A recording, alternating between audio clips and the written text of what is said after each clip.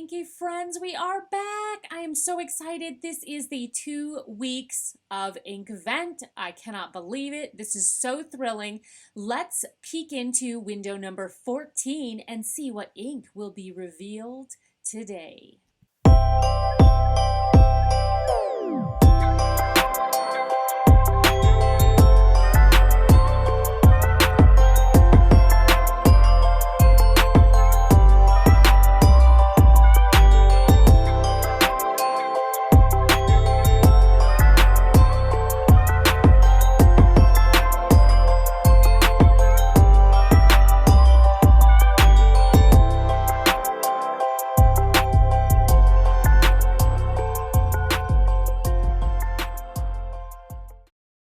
Red Robin, our very first red ink of the Inkvent. This is super exciting.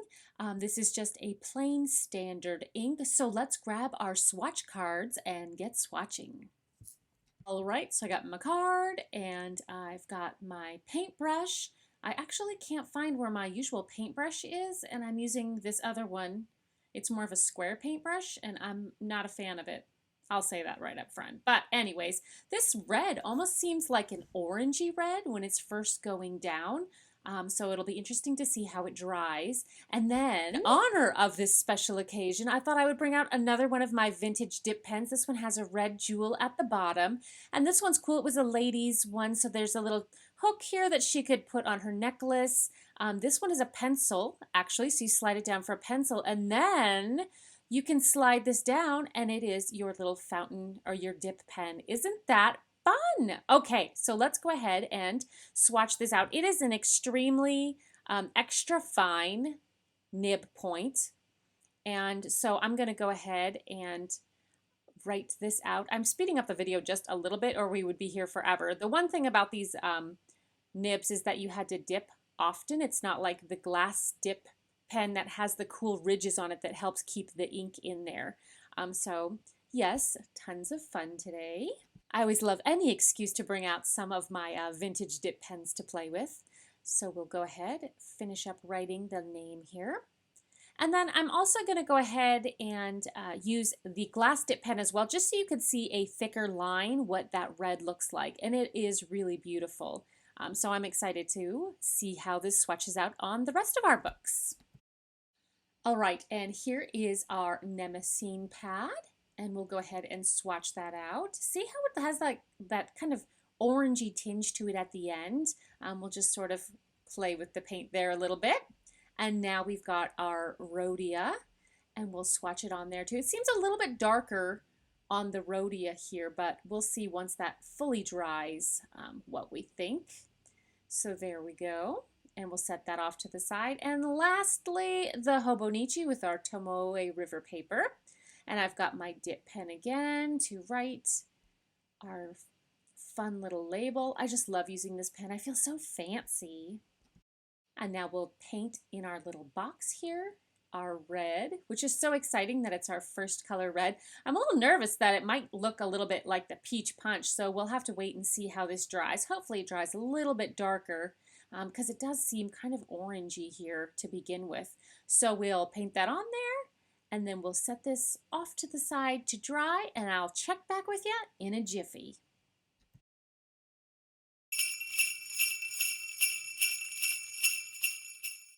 All right, so here is our Red Robin, and it did dry a bit darker, which is lovely, and there's even a hint of sheening there around the outside because I did put that swatch on pretty thick, so I am loving this. And here it is on the Mnemosyne. So it's a little bit lighter right there, but it is that kind of really beautiful red when it is a thicker ink. So that's nice. And then on, oh, I forgot to show the back. So there we go, just a little bit of bleed through. And then on the Rhodia, it's a little bit darker. Oh, it's a beautiful red. I'm really excited about this red, and I have the perfect pen to put it in too. So here is the back side of that. And then we will lastly check out our Hobonichi, and here you can really see some of that sheening that happens, even though it's not a sheening ink, but it does still sheen a little bit because of that magic.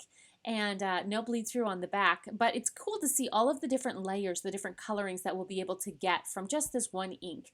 So here is or rather shading, not coloring, because it's the same color, but you know what I mean. So here's the side-by-sides, all pretty similar. Let's check the chromatography and see what it has to tell us. So we've got our journal here. And here we go. We'll zoom in and you can see there's like a tiny touch of, I think it's blue up at the top there, but it's mostly red and then like, you know, kind of some orange. So that is pretty much what the swatch looked like. Here is yesterday's page. It was our Arctic sky. So I'm going to, as usual, go ahead and grab a washi and put a little bit of a border around my page so that way when we pull it off, it's like this finished little masterpiece. I'm kind of bummed there's a little bit of ink there, but that's okay. So I'm going to speed this up, add some music, and I will check back with you at the end. Please enjoy the video.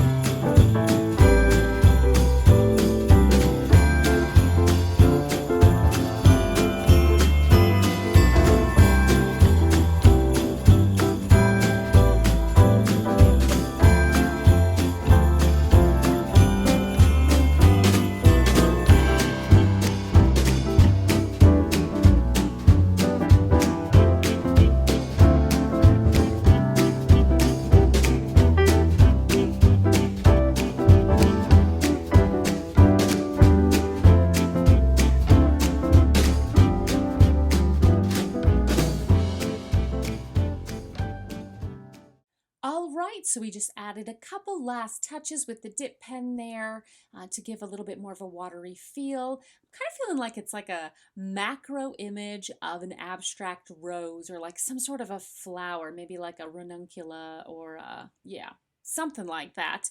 So let's go ahead and peel off our washi tape here. Got to get, there we go. And we'll just pull it off to reveal our finished piece. I'm loving this red color. I think it turned out really pretty, super easy. It was kind of like a reverse portal from what we did, you know, what was it, like last week sometime? But anyways, let's look at it a little bit up close here. So you can see we got really deep as we went into that center, and I really liked that feeling, and then some of those kind of watery lines leading in, and you just got sheening in that tiny little spot. So I really had fun playing today. I hope you guys enjoyed watching the video. If you did, let me know down in the description box below. I always love hearing from you. Thanks for hanging out with me today, and until next time, happy creating.